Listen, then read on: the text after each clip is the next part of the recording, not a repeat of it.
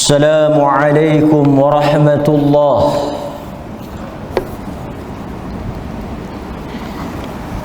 بسم الله والحمد لله والصلاة والسلام على رسول الله وعلى آله وصحبه ومن والاه. أشهد أن لا إله إلا الله وحده لا شريك له وأشهد أن محمدا عبده ورسوله أما بعد. Hadirin mukminin, tuan-tuan muslimin muslimat yang dirahmati oleh Allah Azza wa Jal, kita bersyukur kepada Allah kerana dengan izinnya kita dapat malam ini menyambung kembali ataupun menyambung semula hadis-hadis berhubung dengan fadail a'mal ataupun kelebihan-kelebihan yang dijanjikan oleh Allah Azza wa Jal kepada hamba-hambanya yang melakukan ibadah ikhlas kepada Allah Subhanahu wa ta'ala. Dan malam ini insya-Allah kita akan meneruskan hadis yang berikutnya, yang mana kita semua masih lagi di dalam bab kelebihan berhubung dengan salat, rukuk dan sujud kepada Allah Azza wa Jal. Boleh kita sambung hadis kita berikutnya di dalam bab kelebihan salat, rukuk dan sujud kepada Allah Subhanahu wa ta'ala. Wa an Abi Amr Asy-Syaibani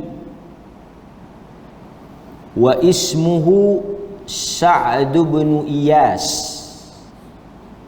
qala haddathani sahib hadhihi ad-dar wa ashara biyadihi ila dari Abdullah ibn Mas'ud radhiyallahu anhu qala sa'altu an-nabiy sallallahu alaihi wasallam ayyul amal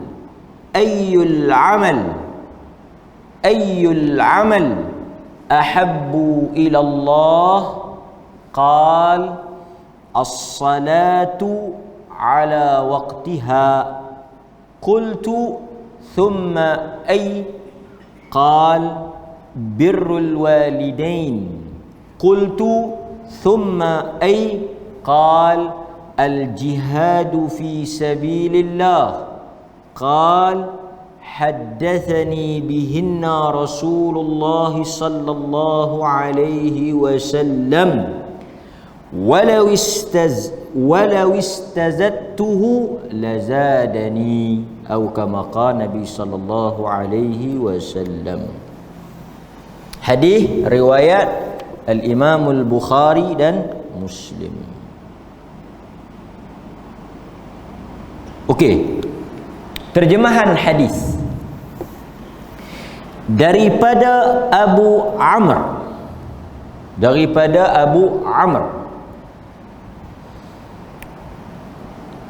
nama dia Sa'ad bin Iyas.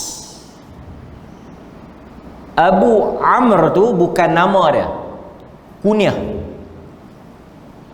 Dalam bahasa Arab ni dia pelik sikit. Bukan pelik, macam mana? Kadang-kadang kita jumpa Umar, kadang-kadang kita jumpa Amr. Contoh, Umar Al-Khattab, sahabat Nabi. Hijau dia macam mana? Ain Mim Ra. Baca Umar. Ada juga sahabat Nabi nama dia Amr. Orang sebut Amru, sebenarnya bukan Amru. Nama dia bukan Amru, Amr. Amr. Amr ibnul As. Amr ibnu al-As. Cuma la masalah dia, Umar pun ejaannya ain min ra, Amr pun hejaan dia ain min ra. Jadi macam mana nak baca Amr dengan Umar? Bila kita nak baca Umar, bila kita nak baca Amr, maka dalam tulisan Arab, dalam ejaan Arab, dia letak waw. Dia letak waw di hujung tu. Kalau ada waw di hujung tu baca apa? Baca Umar ke Amr?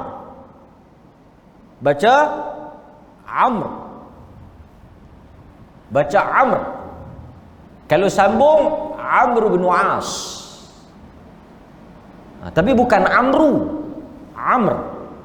Waw di situ nak bagi tahu kata yang tu Amr. Kalau tak ada waw, Umar.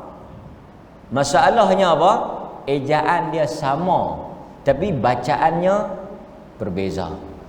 Jadi untuk nak kenal pasti sama ada kita nak baca an Umar atau an Amr, kita akan tengok waw di hujung. Macam rawi ni ain mim ra waw. Dia bukan Umar lah, dia Amr. Kan? Okey. Itu faedah sikit lah.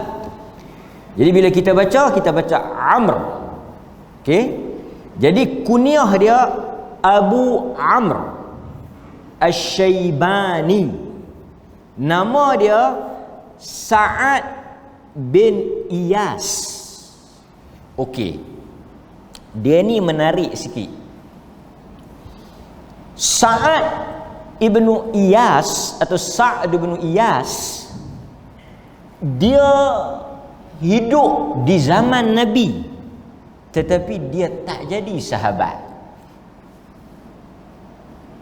Dia hidup di zaman Nabi, tapi dia tak jadi sahabat.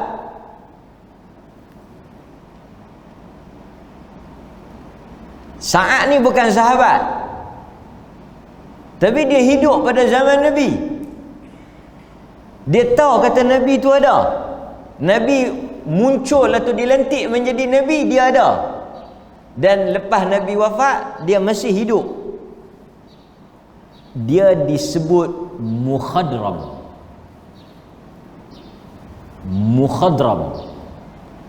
Mukhadram ni, okey, kita cerita bila sikit. Kalau nak jadi sahabat,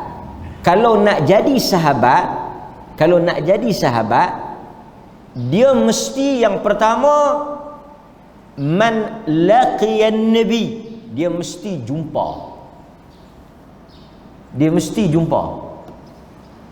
Sa'ad tak jumpa. Yang kedua, dia mesti beriman dengan Nabi. Nak jadi sahabat, nak dapat gelaran sahabah, nak dapat gelaran sahabi tu, nak dapat gelaran sahabi tu, dia mesti apa? Jumpa Nabi, beriman dengan Nabi. Kalau dia jumpa tapi dia tak beriman, dia tak jadi sahabat. Wa mata ala dhalik, dan dia mesti mati di atas iman. Ada tak orang yang dia beriman dengan Nabi, dia jumpa Nabi, tapi dia tak jadi sahabat juga, pasal dia mati murtad? Ada. Dia jumpa Nabi masa Nabi hidup, dia jumpa, dia beriman dengan Nabi masa Nabi hidup, tapi lepas Nabi wafat, dia tu tak wafat lagi, dia tu tak mati lagi, tapi dia mati agama lain, dia murtad. Pasal kita tahu ramai juga yang murtad lepas daripada Nabi wafat, maka dia tak dapat gelaran sahabat. Saat dia tidak bertemu dengan Nabi SAW, dia hidup pada zaman Nabi tapi dia tak jumpa Nabi, dia bukan sahabat, dia mukhadram. Bawah pada mukhadram ni, dia juga boleh masuk bawah pada tu lah. Sebab apa? Kerana dia mengambil ilmu, dia tak ambil ilmu daripada Nabi, dia ambil ilmu daripada sahabat Nabi. Kalau ambil ilmu pada sahabat, kalau ambil ilmu daripada Nabi, kita panggil sahabat. Kalau ambil ilmu dari sahabat Nabi, kita panggil, katalah kita ambil ilmu daripada Nabi, kita jadi sahabat lah. Tapi kalau kita tak ambil ilmu pada Nabi, kita tak jumpa Nabi, kita ambil ilmu dari orang yang jumpa Nabi, orang yang ambil ilmu daripada Nabi, sahabat, kita tu dia punya gelaran dia tabi'in.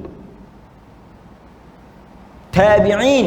Pasal apa kita tabi'in? Bukanlah contoh sebab kita tak jumpa Nabi, tapi kita ambil ilmu pada sahabat. Cuma apa beza mukhadram dengan tabi'in? Mukhadram ni di atas sikit. Mukhadram dia hidup pada zaman Nabi hidup. Tabi'in dia tak hidup pada zaman Nabi, tapi dia hidup pada zaman sahabat. Tu intro sikit lah. Kok tuan-tuan dengar mukhadram. Mukhadram ni contohnya Sa'ad Ibn Iyas. Dia tak ramai. Sebahagian ahli hadis kata lebih kurang dalam 20 lebih macam tu saja yang ada gelaran apa? Mukhadram, iaitu yang mereka hidup pada zaman Nabi. Contoh macam kita lah, kita duduk di Perlis, kita dengar Nabi ada di Mekah, kita tak pi. Kita tak pi. Ada juga yang dia tak beriman, lepas Nabi wafat baru dia beriman. Lepas itu dia tak pi jumpa Nabi. Betul tak? Ataupun dia duduk, macam Najasyi. Dia beriman tapi dia tak pi jumpa Nabi. Satu kerugian lah untuk dia. Pasal apa? Siapa dia lagi yang hidup pada zaman Nabi yang tak jumpa Nabi? Uwais Al-Qarni. Dia hidup pada zaman Nabi tapi dia duduk di Yaman. Dia tak ada jumpa Nabi tapi dia jumpa sahabat Nabi. Kan? Okey, itu sikit lah. Sa'ad Ibnu Iyas dia kata, haddathani sahib hadhihi dar, telah menceritakan kepada aku sahib hadhihi dar, pemilik rumah ini. Macam kita lah. Siapa abang Kaang? Tu yang duduk rumah tu. Sa'ad Ibn Iyas dia kata yang bagi tahu hadis ni dia tak dengar daripada Nabi, tapi dia telah ambil hadis ni daripada orang yang dengar daripada Nabi. Orang tu siapa dia?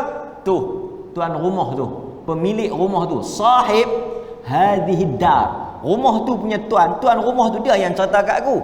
Siapa dia tuan rumah tu? Tuan rumah tu mesti sahabat. Tuan rumah tu nama Abdullah ibnu Mas'ud. Jadi siapa dia yang dengar benda ni daripada Nabi? Abdullah ibnu Mas'ud. Siapa yang cerita kat kita? Sa'ad ibnu Iyas, Abu Amr. Dia dengar tak daripada Nabi? Dia tak dengar. Dia dengar daripada Abdullah bin Mas'ud. Nampak? Ini dia panggil sanad. Mari mana hadis tu, dia siapa yang dengar, dia cerita dekat siapa, kawan tu riwayat, mailah sampai ke kita. Macam kita lah. Hang dengar daripada siapa? Daripada tu imam. Tu imam dia kata dia dengar daripada Tok Syok. Dia macam tu lah. Yang tu dia panggil sanad, rantaian orang yang bawa hadis tu sampai kepada orang yang terakhir ni lah. So itu cerita dia, sanad, rantaian perawi. Perawi ni siapa dia? Perawi ni orang yang ceritakan hadis tu lah. Boleh? Kan? Ini istilah common, istilah yang selalu kita gunalah, tapi kadang-kadang mungkin kita tak tahu. Kita dengar ustaz duk sebut perawi hadis. Perawi tu maksudnya orang yang ceritakan hadis tu. Orang yang dengar dan dia sampaikan hadis tu, kita panggil dia perawi. Pencerita. Pasal tu bahasa Inggeris dia kata narrator. Narrator, orang yang naratif, orang yang ceritakan sesuatu berita. Betul? Kan? Okey. Dia kata telah menceritakan kepada aku sahib hadhihi dar, pemilik rumah ini. Siapa dia tadi? Abdullah ibnu Mas'ud. Abdullah ibnu Mas'ud ni tuan-tuan, sahabat besar Nabi. Apa maksud sahabat besar Nabi ni? Dia antara sahabat yang alim, antara sahabat yang ilmunya sangat hebat, tapi orang dia halus ya. Kalau kita baca lah tentang dia punya sosok tubuh dia, orang dia kecil, betih halus. Nak tahu kecil tak kecil dah, ulama sebut bila dia duduk, orang duduk, dia berdiri semua. Nak describe, nak habaq kata dia tu kecil tu, orang besar duduk, dia berdiri. Orang tengok apa? Duduk sama rendah, berdiri sama tinggi. Walhal dia berdiri. Tu halus. Satu hari dia naik pokok, terselaklah jubah dia macam naik pokok, nampaklah kaki kan.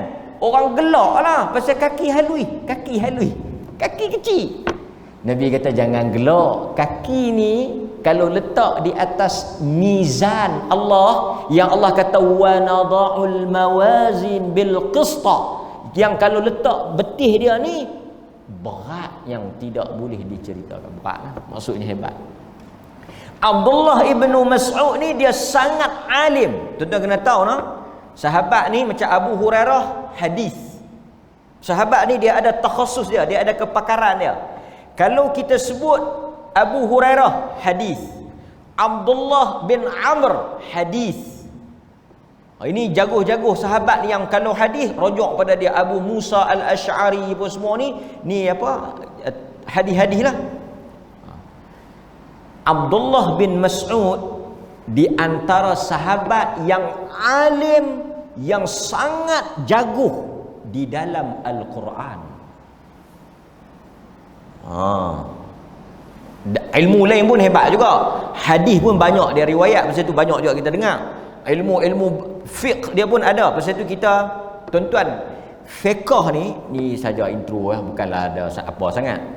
Fiqh ni dia mari daripada mazhab yang ada ni, mazhab bukan ke tempat je. Mazhab al-Imam Abu Hanifah, Imam Malik, Imam Syafi'i, Imam Ahmad, Laith bin Sa'ad, Auza'i, Sufyan Ats-Tsauri, ni semua mazhab ni. Dia imam-imam ni dia ada sahabat yang menjadi, dia panggil sos. Dia panggil kepala pada mazhab tu. Maksudnya mazhab itu aliran sahabat mana? Dia tak akan lari daripada 3-4 orang sahabat. Sama ada mazhab itu daripada aliran sahabat Abdullah ibnu Abbas, ataupun Abdullah ibnu Umar, ataupun Abdullah ibn Mas'ud.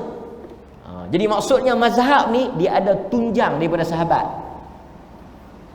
Ini maknanya mazhab ni dia cenderung kepada sahabat mana? Abdullah ibnu Abbas, Abdullah ibn Mas'ud, Abdullah ibn Amr, Abdullah ibn Umar. Dia macam itulah. Dia punya sanad mazhab tu. Itu intro lah, ilmu, knowledge, general knowledge. Okay. So Abdullah bin Mas'ud ni sangat hebat, sehingga Nabi SAW kalau jumpa dengan dia, antara perkara yang Nabi suka suruh dia buat apa dia? Baca Quran. Abdullah bin Mas'ud kata kalau Nabi jumpa aku, Nabi akan kata kat aku, Iqra alayyal Quran. Nabi jumpa Abdullah bin Mas'ud, Nabi akan kata dekat Abdullah bin Mas'ud, Iqra alayyal Quran. Baca, aku nak dengar Quran. Nabi suruh dia baca Quran. Dia dengar Nabi suruh baca Quran, dia malu segan lah. Dia kata apa? Aqra' alaikal Quran. Dia kata takkan nak baca kat kau Quran. Aqra' ilaikal Quran. Nak baca kepada engkau ke Quran. Sedangkan Al-Quran itu diturunkan kepada engkau. Quran ni Allah Ta'ala turun kat Nabi. Dia kata patutnya Nabi lah baca. Nabi kita baca. Maksudnya Nabi iktiraf. Ada sahabat-sahabat ni yang memang Allah angkat dari sudut ilmu. Seperti Abdullah ibn Abbas. Ini hebatlah. Di antara sahabat yang Allah sebut nama dia, berkaitan dengan baca Quran ni, ayat Allah sebut nama dia, siapa dia? Yang Nabi bagi tahu Allah sebut nama dia, kata sama ni Allah sebut nama aku. Allah sebut nama aku. Allah sebut nama hang. Siapa dia? Sahabat yang sampai Allah sebut nama dia. Nabi bagi tahu Allah sebut nama dia tentang bacaan Quran ni. Siapa dia tuan-tuan?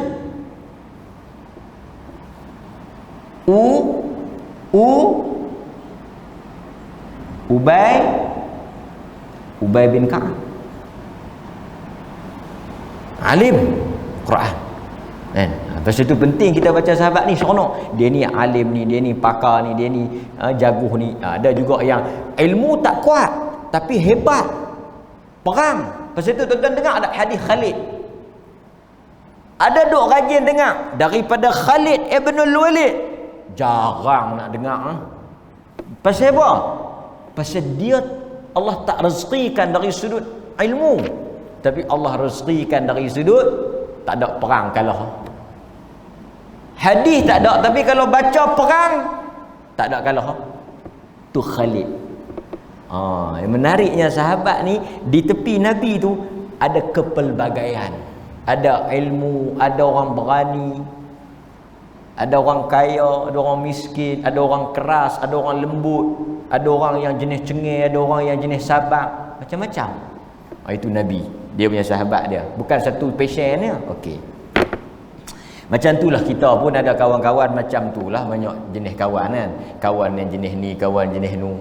Ini semua rezeki Allah kat kita. Mempunyai kawan yang saleh. Nabi ada sahabat ramai yang macam-macam punya style cerita rezeki. Satu Nabi kata dikurniakan agama. Agama tu al-mar'u 'ala dini khalilih. Agama itu duduk pada kawan. Falyanzur amman yukhalil. Tengok siapa dia kawan. Nampak. Okey, cukup. Kata Abdullah ibn Mas'ud radhiyallahu an, dia kata sa'altun Nabi sallallahu alaihi wasallam, aku telah bertanya kepada Nabi sallallahu alaihi wasallam. Nampak? Salah satu daripada budaya sikap di antara perkara yang menjadi punca ilmu itu tersebar ataupun seseorang itu mendapat ilmu melalui wasilah bertanya. Bukan sahabat ni, ya Rasulullah tolong jampi bagi sikit terang hati kan. Tak ada. Memang ada riwayat macam Abu Hurairah mengadu kat Nabi, kata dia hafal tak apa nak ingat Nabi doa dia, tapi bukanlah dia harap ke doa tu saja. Dia pi rumah sahabat tu. Abu Hurairah ni kalau tuan-tuan baca yang dia boleh hafal hadis banyak tu bukan kerana semata-mata dia berharap pada doa Nabi. Doa Nabi itu menjadi asbab yang besarlah. Nabi doa bagi dia kuat hafal. Tetapi tuan-tuan kena baca juga kesungguhan dia. Dia pergi tidur depan pintu rumah sahabat. Dia dengan Nabi tak lama sebab dia masuk Islam lewat. Jadi tak banyak dia dengar terus daripada Nabi. Dia duduk dengan Nabi pun tak lama. Lepas daripada Nabi wafat, dia nak dapat ilmu, dia pergi duduk dengan sahabat lah. Pergi tidur depan pintu rumah sahabat, tunggu nak dengar hadis. Kita kan balik duduk langgar hayang tu, pupak biji kismis tu sampai sengkar kan. Tu boh kita kan. Ya, okey. Kata Abdullah ibn Mas'ud radhiyallahu an, aku bertanya kepada Nabi. Ini satu sifat yang bagus dalam hidup manusia ni, dia kena tanya, dia kena banyak bertanya. Apa soalannya? Dia kata ayyul amal ahabbu ila Allah. Dia kata apakah amalan yang paling disukai oleh Allah? Tuan-tuan, okey. Kita berhenti takat tu dulu. Sahabat ni bila dia tanya dekat Nabi, bukan kata Abdullah bin Mas'ud ni, siapa pun lah, bila depa tanya dekat Nabi, tuan-tuan dengar elok-elok cara depa tanya. Ayyul amal ahabbu ilallah. Apakah amalan yang paling, dalam bahasa Arab dia panggil ismun tafdhil. Apa dia ismun tafdhil tu? Menunjukkan yang paling. Dia tak kata amalan apa yang Allah suruh kita buat. Dia tak tanya macam tu. Allah suruh kita buat apa Rasulullah? Allah nak kita buat apa? Dia tak tanya soalan tu. Tu soalan orang yang jiwa dia kecil. Nak buat apa? Allah Ta'ala suruh buat apa? Allah suruh semayang apa? Dah. Soalan itu menunjukkan jiwa yang besar. Soalan tu menunjukkan semangat yang hebat, minda yang hebat. Apa dia? Amalan yang paling Tuhan suka. Amalan yang the best. Amalan yang the first, yang ranking yang paling tinggi. Yang tu kami nak dengar. Macam tu aja ada sahabat lain, ayyul amal afdal. Dia sama aja. Ada yang tanya ahabbu, ada yang tanya afdal, ada yang tanya aqrab ilal jannah. Bunyi dengar lain tapi sama aja. Apa amalan yang paling Tuhan cinta? Apa amalan yang paling Tuhan suka? Apa amalan yang paling afdal? Sebenarnya dalam bahasa Arab afdal tu dah paling dah. So bila Melayu ambil yang paling afdal, yang paling terbaik lah. Seakan lah. Afdal tu sendiri dah hebat dah. Satu lagi dia bertanya apa?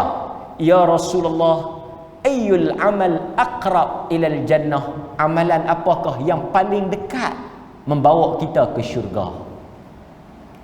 Aqrab.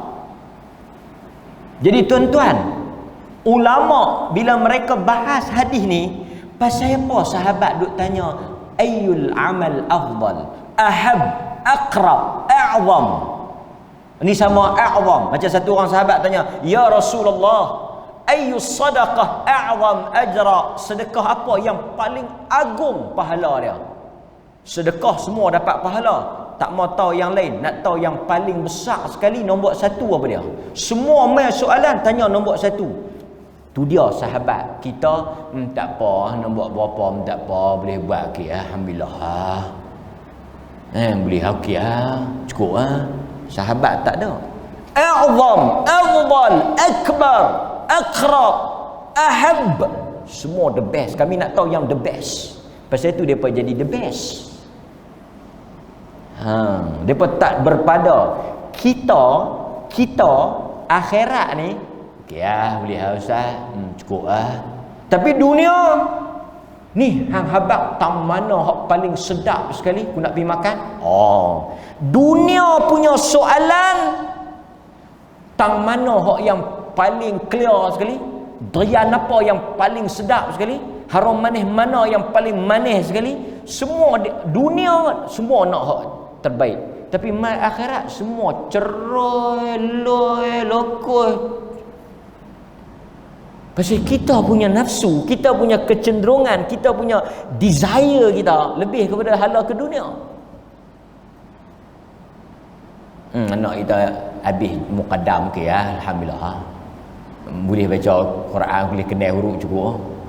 Hala ke agama cukup. Boleh kenal mayang, boleh mayang cukup. Tapi kalau mahala dunia semua tak padan Rumah nak paling besar, kereta nak paling mewah, duit nak paling banyak, tapi datang sembahyang tak ada siapa pun tanya yang paling ni padan. Dia tak cukup mayang subuh, cukup dia kata kawan saya bukan kata subuh, Jumaat pun harus.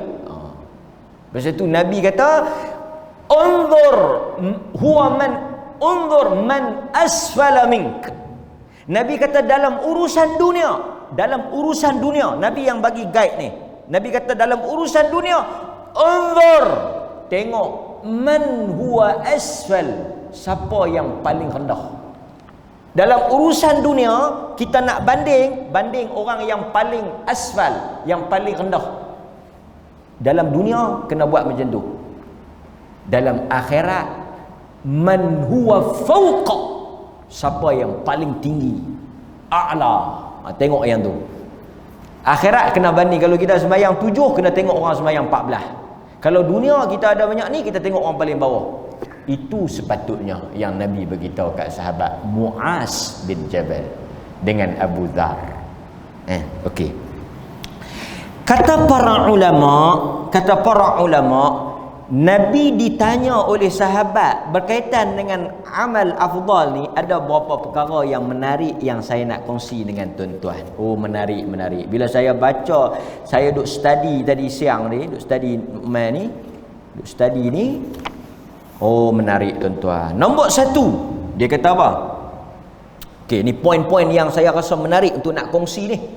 Nombor 1, bila duk baca tadi, duk study tadi, duk rasa ni, semangat nak main kongsi ni, semangat nak main cerita ni. Pasal apa? Menarik. Nombor 1, mengetahui sesuatu amalan yang afdal adalah hidayah yang sangat berharga. Tuan-tuan tahu tak? Seseorang yang dia boleh tahu, yang dia dapat ilmu, yang mana yang afdal, yang mana yang kurang, dia boleh tahu yang mana A, yang mana B, yang mana C, yang mana markah penuh, yang mana kurang. Mengetahui benda itu termasuk di dalam hidayah. Sehingga kata ulama, kita baca di dalam salat, ihdinas siratal mustaqim, ya Allah, tunjukkanlah oleh Engkau kepada kami jalan yang lurus, berikanlah kami hidayah. Kata para ulama, di antara hidayah yang kita minta apa dia? Mengetahui amalan yang afdal. Sesiapa yang kenal amalan yang afdal, dia telah mendapat hidayah. Berapa ramai orang yang tahu semayang tapi dia tak tahu semayang yang terbaik. Berapa ramai orang yang tahu doa, dia kata doa ni Tuhan suruh, tapi kita tanya kat dia, bila yang terbaik doa? Dia tak tahu. Hidayah. Tuan-tuan dapat tak? Kan nak kena saya syarah sikit lagi? Saya bagi contoh macam ni. Apa dia ni? Mas, tahu mas? Mas ni ada tulen, ada palsu. Tuan-tuan janganlah duk berangan nak pergi muhung tukang mas. Ada satu kes berlaku lah, penipuan mas. Jadi kita panggil satu tukang mas lah, kedai mas, jual mas. Kita pun bawa satu plastik mas, rantai, gelang, subang, bawa semua lah. Tolong cek yang mana palsu, yang mana original. Sebab apa? Kes dia, bila panjanglah cerita, tapi lah ni tuan-tuan tak tahu lah, bercampur. Macam mana bercampur? Biar saya dengan Allah Ta'ala saja tahu. Bercampur. Lah nak asing macam mana? Kita panggil tukang mas. Yang kata ilmu ni, yang kata kelebihan ni. Tuan-tuan ada kelebihan tau. Pasal apa? Pasal tuan-tuan tahu yang mana afdal, yang mana tak afdal.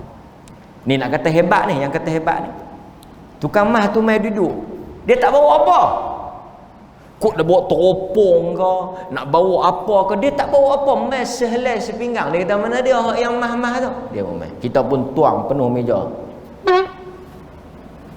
Tangan kosong ni. Ni orang panggil tangan kosong kan? Tangan kosong. Ambil gelang. Palsu. Ori. Palsu. Ori. Pegangnya. Bukan teropong, pegangnya. Palsu. Lepas tu dah dia perasin tu, assistant satu lagi, dia akan timbang, dia akan test lah. Test adalah timbang gram, lepas tu kita boleh teropong, kita boleh buhaya adalah dia punya testing dia. Tepat. Tak ada satu pun yang miss. Kalau dia pegang tu, dia kata dia ambil tu, dia tok di tangan dia, palsu. Tok, bukan baca apa pun, tok. Oh, dia kata yang ni muhung, tok. Kita ambil pitih, muhung sungguh. Kita duk ingatkan nak habis hari tu test, tak sampai tengah hari selesai. Kelas siap. Pasal apa? Pasal dia duk main benda tu hari-hari. Dia memang bergelumang dengan mah. Memang dah boleh tengok, dah boleh tahu dah.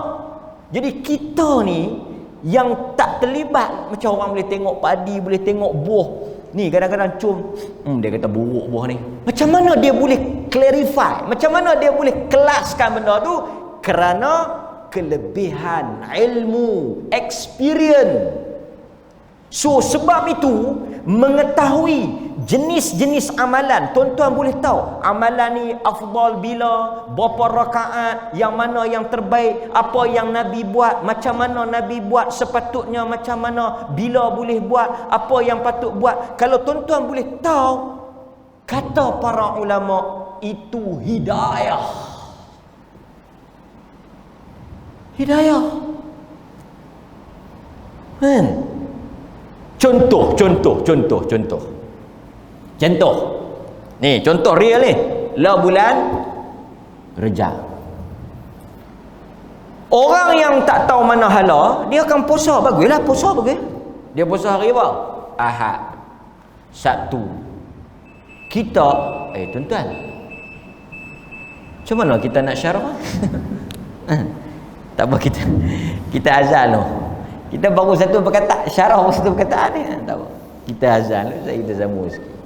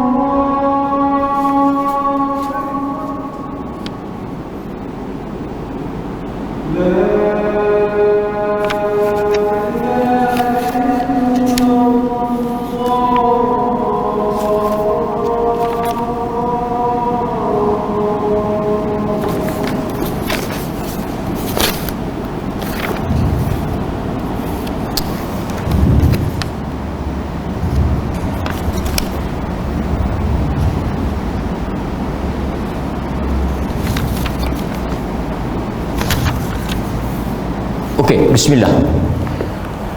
Tuan-tuan, saya bagi contoh. Mengetahui sesuatu amalan itu afdal sebenarnya ilmu yang sangat mahal. Umpamanya sekarang bulan Rejab, ada orang puasa hari Sabtu, dapat apa dah? Dapat. Dia puasa hari Sabtu, dia puasa hari Ahad, dia dapat. Kita mungkin Sabtu tak puasa, Ahad tak puasa, hari ni kita puasa. Hari ni kita puasa. Dia puasa hari Sabtu, hari Ahad.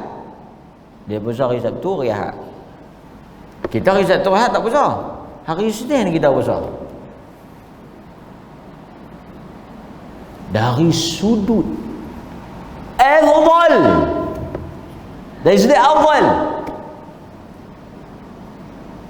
Dia duduk kat siapa? Dia duduk dekat orang yang puasa Isnin. Sebab itu tuan-tuan hadirin mukminin, mengetahui waktu yang afdal, hari yang afdal, tempat yang afdal sebenarnya memberikan kelebihan yang besar. Kerana ada orang yang mungkin buat banyak, kita mungkin buat sikit, tetapi oleh kerana yang sikit itu afdal, pada waktu yang terbaik, pada masa yang terbaik, hari yang terbaik, tepat dengan sunnah, lebih besar daripada orang yang buat banyak tetapi buat pada hari biasa, waktu biasa, ataupun pada keadaan yang biasa. Tentu saja dah nampak. Macam orang lah. Saya bagi contoh, selalu kita bagi contoh macam ni. Orang akan buat shopping bila? Hujung tahun. Dia nanti dulu, tak apa. Ada ni, tak payah duk cari siapa, tapi saya dah jumpa. Saya dah jumpa orang tu. Ni bukan saya ambil pada orang, saya sanad terus, first sanad. Dia pergi nak pukul 12. Kita pergi nak berapa? Silap. Jangan duk pi dah pukul 8. Dengar saya ajak ni. Pi pukul 12. Hari tu saya pi pukul 12, bini saya pi pukul 12. Bukanlah saya ajak pun, dia nak pi pukul 12, ada kerja sikit, saya mengajak, balik lewat, dia nak pi beli, saya kata tak apa, pi duk ada lagi. Tu dia tuan-tuan yang kata rezeki. Pi pukul 12, orang tak ramai, boleh kangkung peri 2 ikat dengan carrot 10 batang kot. Peri pi pukul 8 nak boleh tak? Kalau saya pi pukul 8 nak boleh kangkung 2 ikat peri. Dah bukan nak cerita kangkung 2 ikat tu, tapi nak cerita peri tu. Pasal apa saya boleh peri tu? Sampai tak termakan kangkung tu. Ada lagi. Dia bagi. Bini saya kata ni dapat peri 2 ikat kangkung dengan carrot. Saya kata kita kena pi lepas ni. Tiap-tiap minggu ingat kita pi ke 12.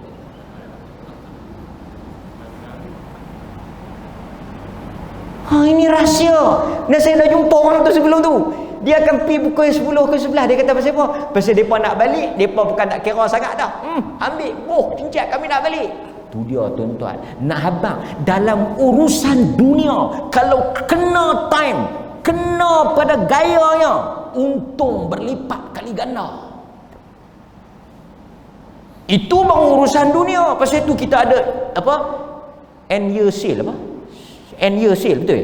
Jualan hujung tahun. Lepas tu orang nak beli apa-apa, tunggu depa announce discount, rebate, macam-macam lah. Pasal apa? Kerana bila kita beli pada time itu, kita beli pada keadaan itu, jualan lelong, jualan clearance stock, jualan, kita tunggu berapa kedai tu baru buka, nanti dia nak bankrupt baru kita pergi beli. Pasal dia akan tapi saya nak habaknya, demikianlah dalam urusan ibadat, Allah Ta'ala telah menyediakan mega sale. Cuma kita yang tak piduk cari benda-benda tu. Pasal itu dalam bulan Ramadan, dalam bulan Ramadan kalau kita cerdik, bukan baguslah kita hidupkan sepanjang malam, itu yang terbaik. Tetapi di dalam 10 yang terakhir itu ada Lailatul Qadar. Amat malang dan amat lebay malang lah orang yang pulun getang kepala-kepala 10 malam pertama, piduk cerai 10 malam terakhir. 10 malam pertama punya semangat di masjid, mai 10 terakhir. Orang lagu ni kita nak kata apa? Jangan kata bodoh. Jangan, tak baik. Perkataan tak elok. Kurang cerdik. Cerdik juga tapi kurang. Bodoh tu tak elok, perkataan yang buruk, negatif. Dia ni kurang cerdik. Kuranglah cerdik. Cerdik tu cerdik lah juga. Tapi kurang. Sebab apa kita kata dia kurang? Kalau dia cerdik, dia akan semang. Tuan-tuan, orang dia benda yang penting pecutan akhir lah. Lawan lari pun lawan. Lepas tu dengan ujung tu lah. Kalau tapi bukanlah semua benda macam tu. Adalah keadaan yang kita kena start daripada awal. Tapi saya nak habaknya demikian. Sahabat bila tanya ayul, sebab apa ulama kata tuan-tuan, Allahu Akbar, bila saya terbaca poin ni, saya terus garis buat apa, red line. Dia kata apa? Kita terima kasihlah dekat sahabat, tolong tanya amalan yang terbaik. Pasal bila terbaik, apa makna terbaik? Terbaik ni maksudnya pahala dia besar. Terbaik maksudnya pahala dia besar. Pahala besar. Maksud apa afdal apa semua, Tuhan paling cinta tu maksud paling cinta, paling hebat, paling istimewa, paling agung tu dari sudut pahala lah. Tuan-tuan tahu tak sebab apa? Allahu Akbar. Masya Allah, tabarakallah. Dia kata apa tuan-tuan? Tersentak bila saya baca ni, tersentak. Dia kata apa? Amalan ni banyak, tapi umur pendek. Nak buat semua tak dan. Tak makan cekok. Tidak, tuan-tuan faham tak? Kita umur banyak mana sangat. Nak amalan dalam Islam ni tuan-tuan, saya bagi contoh, tuan-tuan biasa tak jumpa satu buku 1000 amalan sunnah dalam sehari. Biasa baca tak buku tu? Buku tu dia himpunkan 1000 lebih amalan yang Nabi buat, bermula daripada bangkit tidur sampai tidur pula. Ada lebih kurang 1000 lebih. Mangkit baca doa, basuh tangan, basuh lubang hidung, tu pun 3 dah tu. Mangkit baca doa, batu basuh tangan, basuh lubang hidung, ambil wudu, semayang sunat, tahajud, apa semua dia ceritalah. 1000. Buat tak? Tak terbuat. Nak terbuat macam mana? Ni sekolah buka pula, nak kena hantar pergi sekolah, tak ada dah kan. Dulu masa sekolah tak buka pun tak dan, sekolah buka pun tak tahu bila nak dan. Kan? Tapi saya nak habaq, dia kata apa? Sahabat ni cerdik. Sahabat ni memang pandangan dia bernas. Umur pendek, nak buat semua tak dan, nak amal semua mustahil kita boleh buat. Maka untuk nak dapat kelebihan, kita tangkap yang besar. Tangkap yang besar. Macam orang kata apa? Aku hak kecil-kecil ni hampa ambil lah. Aku kalau boleh aku nak ambil yang besar tu, kira makan tu makan 7 keturunan. Ini orang yang cerdik. Kan? Orang yang fikir makan tu ni, yang jenis tak mau duk buat. Dia kata ni boleh lah, tahan lah seminggu 2 minggu. Ada tak orang yang tahan sampai ke mati? Mana nak ada. Tahan sampai ke mati. Tapi saya nak habaqnya, orang cerdik dia macam tu, dia baca long. Dia baca untuk ni je, jangka panjang. Pasal itu tuan-tuan hadirin mukminin, kalau tuan-tuan tak boleh puasa sebulan, puasa 3 hari cukup. Lepas tu 3 hari tu, mana-mana hari boleh. Tuan-tuan cerdik lagi. Mula tuan-tuan cerdik dah. Cerdik yang pertama, tak puasa semua. Puasa 3 hari, markah macam 30 hari. Kan? Sebab saat ni duk balasan, saya tak larat puasa. Tak apa, ambil 3 hari.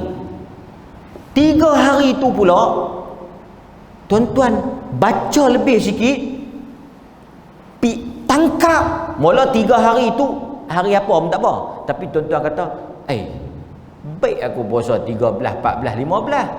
Tuan-tuan dapat pula tu dia. Mula 3 hari, lepas tu 13, 14, 15, lepas tu bulan haram pula, lepas tu Isnin, Khamis pula. Allah. Pasal itu tuan-tuan, bila mai Ramadan, pasal apa kita celapak sedekah, pulun sedekah sangat. Pasal apa? Bulan Syaban tak boleh sedekah orang. Ada orang tuan-tuan dia tanya saya, dia kata dia tak kena lagi bayar zakat, tapi nak bayar dulu, advance dulu bulan Ramadan. Dia patutnya lepas tu baru dia kena, baru cukup haul, tapi dia nak bayar dulu. Boleh ke tak? Pasal apa nak bayar dulu? Pasal nak bayar bulan Ramadan. Dalam bulan Ramadan tuan-tuan jenuh anak yatim tuan-tuan. Bulan Ramadan tak yatim. Depa bulan Ramadan depa ada mak bapak, depa yatim bulan lain. Anak kita bulan Ramadan, Allah tuan-tuan. Hari tu Ustaz yang pasal Covid. Pasal apa orang pulun bulan Ramadan? Bukan pasal bulan apa sangat tu, pasal kelebihan ganjaran yang ada dalam tu. Nampak? Okey. Itu poin yang penting. Pasal apa kita nak tangkap amalan yang afdal ni? Ada oleh kerana jahil tuan-tuan, ada saya jumpa kes sedih. Tuan-tuan bisa dengar tak puasa Ashura?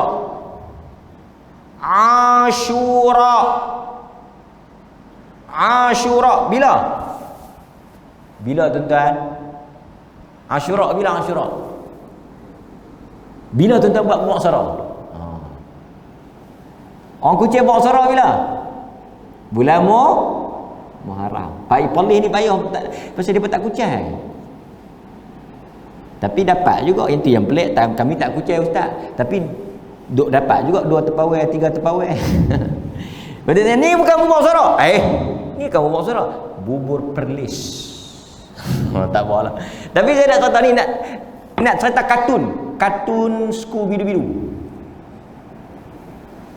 Yang Tuhan ampun puasa setahun tu, puasa bila? 10 Muharram kan? Yang dapat pahala ampun setahun tu berapa bulan? 10 Muharram. Kalau rajin sikit, kembang dengan 9. Tapi kalau tak mau puasa 9 tu ada kelebihan tak? Tuan-tuan, 9 tu ada kelebihan tak? Ada kelebihan? 9 tak ada. Yang ada kelebihan 10. Apa dia kelebihan 10 tu? Diampunkan dosa setahun yang lepas. 9 tak ada apa. 9 tu cuma nak ikut sunnah, nak bagi beza dengan Yahudi. Dia tak ada ampun dosa apa, tak ada. Tuan-tuan, saya dengar banyak, bukan seorang dua. Dia pergi puasa 9. Tak puasa 10.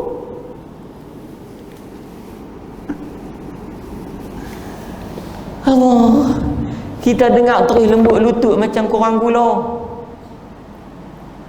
Dia tahu ustaz saya kemarin puasa 9. Hari ni tak puasa. Hari ni yang 10 tu lah yang pahala setahun tu. Betul saya puasa kemarin tu tak ada apa. Yang kemarin tu pasal Khalif al-Yahud, pasal tak mau bagi dengan Yahudi. Yahudi puasa 10, Nabi kita 9 kan 10. Bila dia kata lepas tu saya puasa 9, dapat tak? Yahudi pun tak dapat, Kristian pun tak dapat.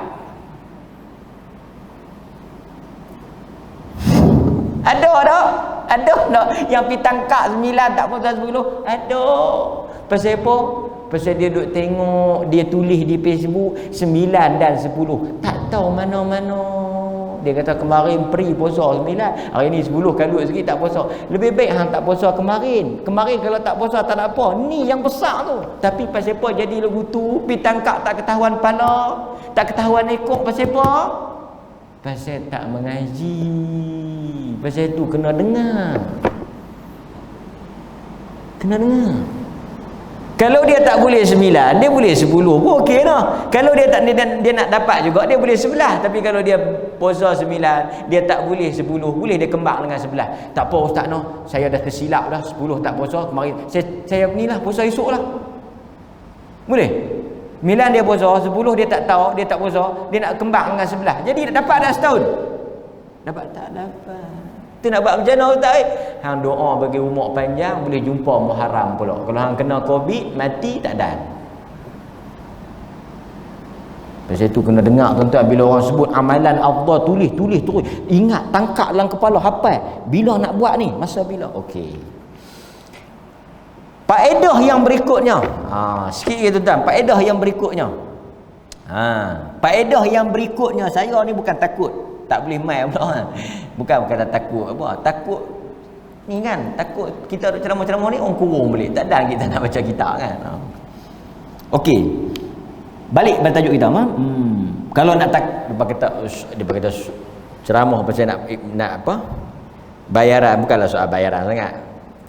Kalau nak ikut bayaran, Isyak tadi berhenti bayar penuh dah. Dia jangan berhenti sebelum Isyak lah. Kalau berhenti sebelum Isyak, dia potong lah bayaran. Tapi kalau sampai Isyak dah penuh dah bayaran, full payment lah ni. Yang saya duduk lajak ni bukan ada apa overtime lah.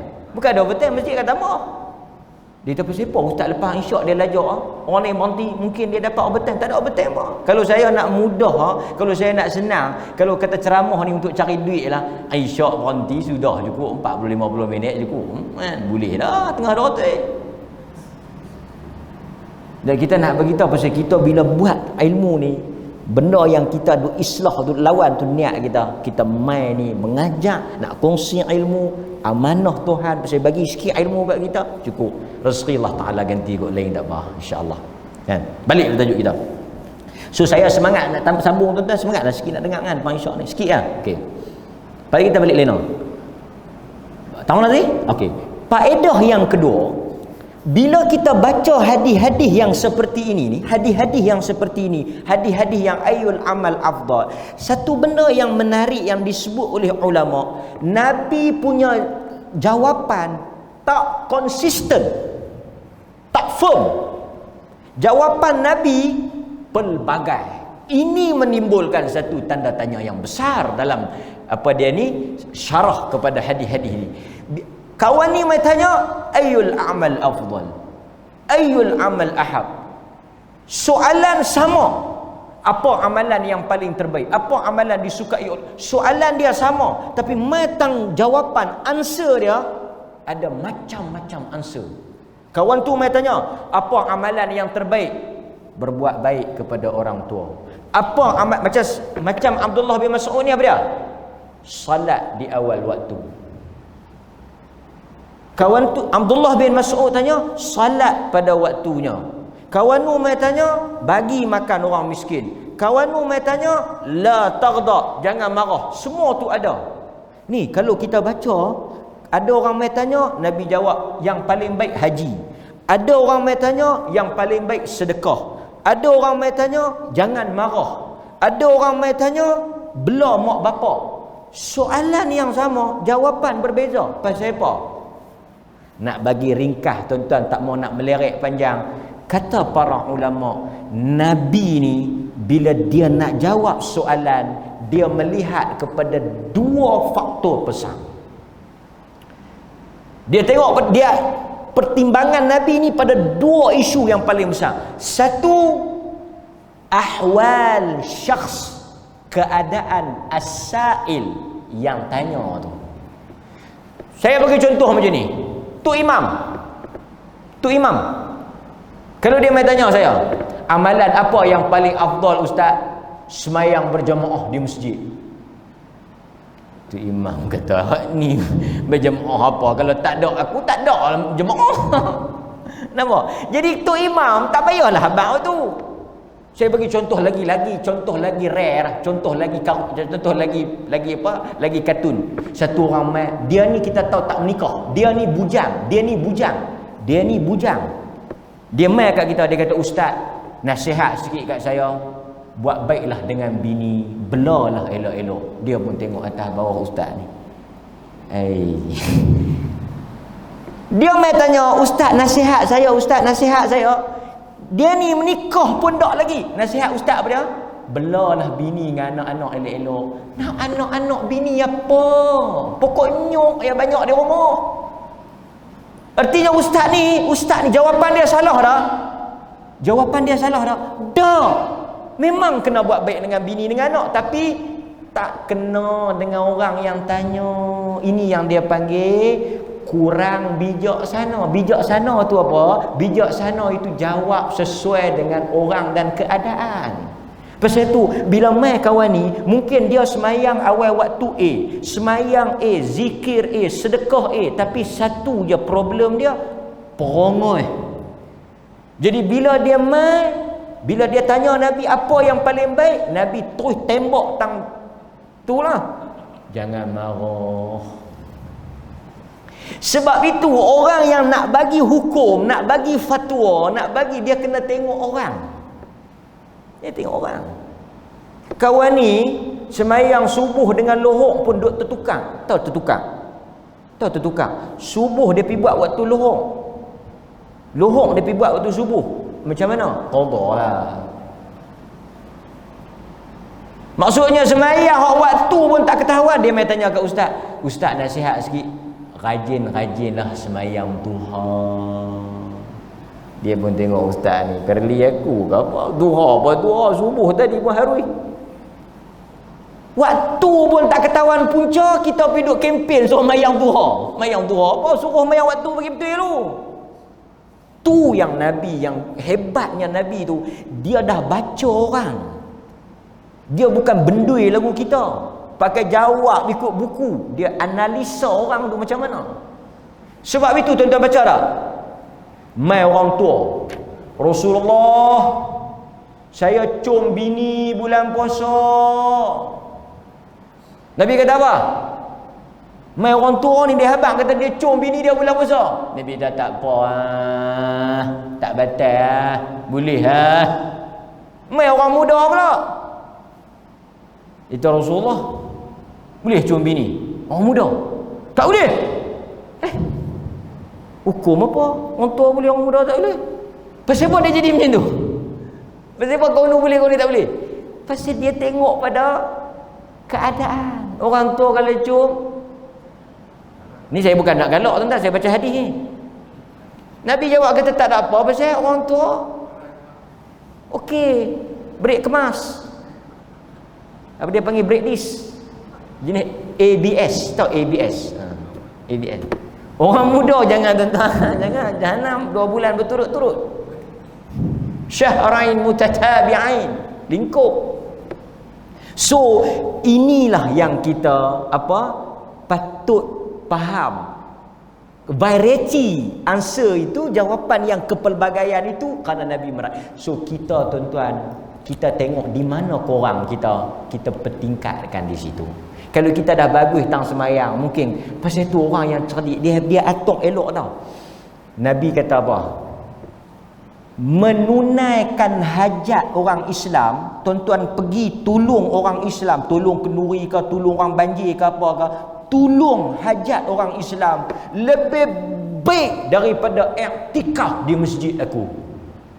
Kita mungkin nampak kawan tu iktikaf sebulan di masjid Nabi, iktikaf sampai habis bulan puasa. Dengan satu orang lagi mungkin tak iktikaf, tapi dia pergi bagi makan orang miskin, pergi tolong orang buka puasa, siapa dia yang paling besar? Sebab itu kadang-kadang kita buat amalan tak sampai pun 15 minit, tapi pahala dia besar. Kawan tu semayang malam daripada pukul 3 sampai subuh, tapi pahala dengan kita lagi besar. Pasal apa? Pasal kita berurusan dengan orang. Dia tak ada siapa pun boleh tumpang tahajud tu. Dia tu saya tak mayang tahajud ustaz, pasal saya duduk kalut dengan orang. Pandai dia pandai. Ini dia panggil mengambil kesempatan. Tapi saya nak cerita, nampak tak tuan-tuan? Nampak. Okey, hadirin mukminin. Pasal tu ada orang dia tanya saya, ustaz, nak bagi sedekah macam mana? Cari hak yang sedekah boleh makan lama. Itu lebih baik. Sebab kita duit tak banyak. Jadi kalau kita ada 100, kita pergi buat tempat yang makan lama, tahan lama, pahala dia lama sikit. Kalau kita bagi tang ni, dah lah sehari habis. Kan? Tapi kalau dia nak bagi semua pun bagus. Nampak? Kalau orang tanya saya, bila umrah paling baik? Umrah bulan puasa. Pasal apa umrah bulan puasa paling baik? Pasal sama dengan haji. Awak bulan Rejab tak boleh buat umrah. Pasal apa tak boleh buat? Bukan tak boleh, yang terbaik. Nampak? Okey. Cuma sebagai penutup, Nabi sebut pada Abdullah bin Mas'ud. Sebenarnya kalau hadis ni kita nak baca banyak siri lagi, tapi tak apa, kita bawa pergi next week. Tapi saya nak catat sikit lah. Nabi jawab ke Abdullah bin Mas'ud ni salat pada waktunya. Dalam riwayat yang lain di awal waktu. Okey. Sekarang ni tuan-tuan, timbul beberapa soalan. Saya bincang, kita bincang, brainstorm. Satu. Ustaz, laki saya pergi masjid. mayang jemaah di masjid. Saya bini ni tak pilah pasal ustaz kata orang perempuan duduk di rumah. Boleh nak pergi masjid, tapi hang tu tak mau pergi, duk basalah. Okey, tak apalah dia tak pergi. Lah ustaz kata semayang amalan yang terbaik semayang awal waktu.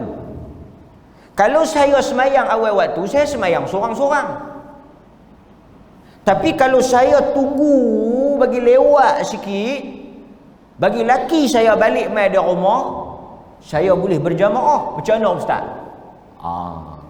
Rupa-rupanya dia bukan nak dapat pahala berjamaah, dia nak bagi habis drama pukul 7. Kita dapat tangkap dah. Kita dapat tangkap. Laki dia kata murung yang ustaz, dia nak bagi habis drama tu dulu, dia nak bagi tak nampak berdosa sangat, dia buat akal tunggu saya balik masjid. Saya tak pergi masjid pun mayang pukul 8 juga. Ini saya melawak. Orang perempuan jangan marah. Lah kita nak jawab macam mana? Kalau dia semayang awal waktu, seorang. Tapi kalau dia semayang lewat sikit, dia tunggu suami dia balik daripada masjid, tak jadi awal waktu, tapi berjamaah. Berjamaah ni pahala dia lebih. Okey. Lepas tu laki dia pula pandai lebih. Lagu ni lah ustaz weh. Kita nak bagi tak payah pening-pening, saya tak payah pergi masjid lah no. Saya berjemaah je dengan bini saya. Awal waktu pun dapat, berjemaah pun boleh. Yang ni dia panggil harmoni rumah tangga. Hang tu balok penyegat duk buat nak berjemaah. Mana ada istilah jemaah untuk ada orang dia kata aku memang tak pergi berjemaah di masjid, aku berjemaah di rumah. Tuan-tuan dengar bagi elok-elok ni. Tak ada istilah berjemaah di rumah bagi lelaki, tak ada. Kalau semua orang boleh berjemaah di rumah, ni tu imam ni pun tak mahu. Awak tak imam? Awak ingat hang ada bini, aku tak ada. Tak kesengap kita. Aku lagi banyak 4, lagi banyak jemaah aku.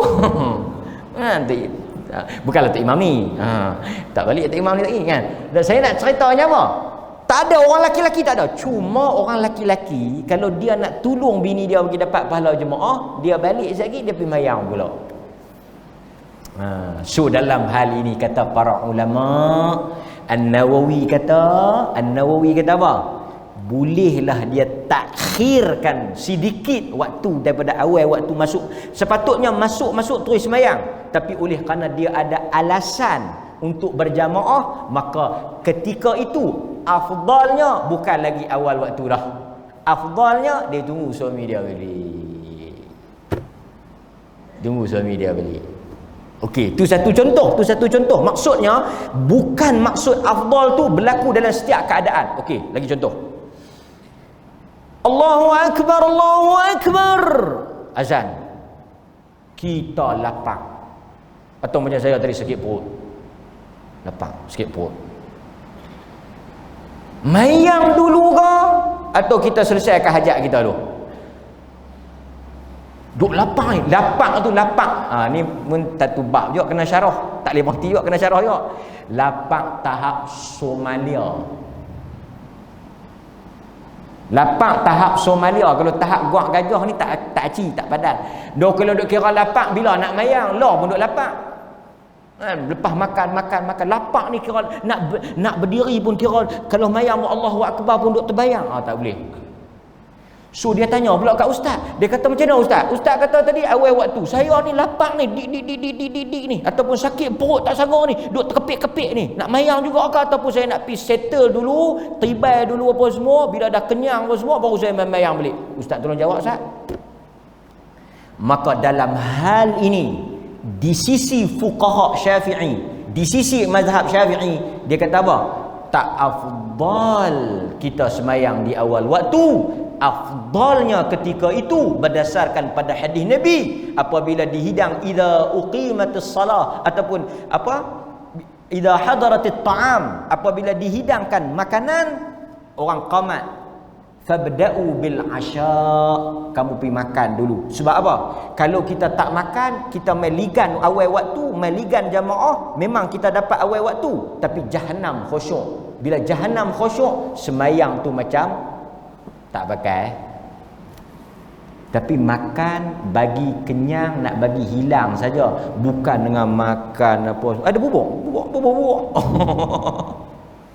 Tak aji ya. Dapat tak? Faham tak? Okey, tu satu. Ni saya nak cerita ni. afdal sah depan ke sah belakang? Afdal sah depan ke sah belakang? Sah depan. Kalau semayang duduk depan, pahala dia, semayang depan, pahala dia lebih besar pada orang semayang belakang tau. Okey, siapa nak dapat pahala besar, mai duduk depan. Siapa nak dapat pahala sikit, duduk belakang. Siapa rasa pahala dia banyak dah sampai tak tahu nak tahu mana, jangan mai duduk depan. Okey. Tapi di dalam perbincangan para ulama, walaupun afdal duduk depan, tiba-tiba kita pergi berdiri depan. Beralih-beralih tengok Allah. Kita kenal dia. Baca derah. Auzubillahi minasyaitanir rajim. Bismillahirrahmanirrahim. Di sini tu. Jahanam dah aku. Masa tu kata para ulama, dah tak jadi afdal dah duduk depan. Afdal pergi duduk belakang. Pasal apa? Kalau walaupun kita boleh duduk first seat depan, tapi jahanam. Pasal apa? Pasal orang yang semayang tu lingkup kita. Kita pergi duduk belakang. Dia tak pasal apa hang pergi duduk belakang? Belakang lebih tenang dan khusyuk. Pasal kalau aku duduk depan lagi, aku tak tahu nak amin tu imam ke nak amin dia. Tuan-tuan faham tak? Saya duk bawa ni bagi halus, nak bagi contoh. Okey, kesimpulannya apa? Dia bergantung kepada keadaan kita. Dia bergantung kepada keadaan kita. Memang the bestnya pada ketika dan waktu itu. Tapi kalau kita tak mampu, ada yang sesuai dengan keadaan kita, Allah Ta'ala akan ambil kira. Kan? Banyak sebenarnya kalau kita nak korek, nak kupas hadis ni, tapi cukup dahulu setakat itu. Mudah-mudahan Allah Ta'ala rahmat, Allah Ta'ala berikan ilmu dan panduan supaya kita walaupun tak boleh buat banyak, tapi bila kita buat sikit, pahalanya besar kerana masa keadaan sesuai dengan apa yang Tuhan paling suka. أقول قولي هذا أستغفر الله العظيم لي ولكم وصلى الله على نبينا محمد وعلى آله وصحبه وسلم والحمد لله رب العالمين والسلام عليكم ورحمة الله وبركاته.